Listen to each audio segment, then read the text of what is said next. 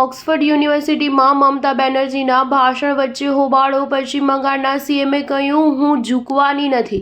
Oxford યુનિવર્સિટીના Kellogg કોલેજમાં પશ્ચિમ બંગાળના મુખ્યમંત્રી મમતા બેનર્જીના ભાષણ દરમિયાન ભારે હોબાળો થયો હોવાનો મામલો સામે આવ્યો છે. સ્ટુડન્ટ્સ ફેડરેશન ઓફ ઇન્ડિયાના વિદ્યાર્થી નેતાઓએ ગો બેકના નારા લગાવ્યા અને આરજીકર મેડિકલ કોલેજના કેસ સંબંધિત મુદ્દાઓ પર સવાલો ઉઠાવતા દેખાવ કર્યા. વિદ્યાર્થીઓ દ્વારા ઉઠાવવામાં આવેલા પ્રશ્નોના જવાબમાં મમતા બેનર્જીએ કહ્યું, આ મામલો કોર્ટમાં છે, જે કેન્દ્ર સરકાર હસ્તક છે. અહીં રાજકારણ ન કરો. આ પ્લેટફોર્મ રાજકારણ માટે નથી. તમે જુઠ્ઠું બોલી રહ્યા છો. આને રાજકીય પ્લેટફોર્મ ન બનાવો. તમે બંગાળ જાઓ અને તમારા પક્ષને વધુ મજબૂત બનાવો.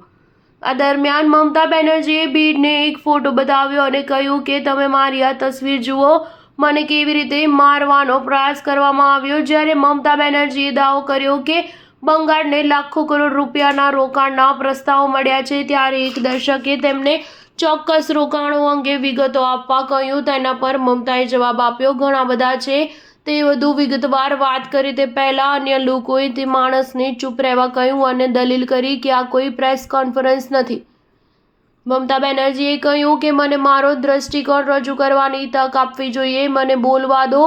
તમે મારું નહીં પણ તમારી સંસ્થાનું અપમાન કરી રહ્યા છો. હું જ્યાં પણ જાઉં છું ત્યાં આ લોકો આવું જ કરે છે. હું દરેક ધર્મનું સમર્થન કરું છું. હું હિન્દુ, મુસ્લિમ, શીખ, ખ્રિસ્તી બધાનો આદર કરું છું. ફક્ત એક જ જાતિનું નામ ન લો.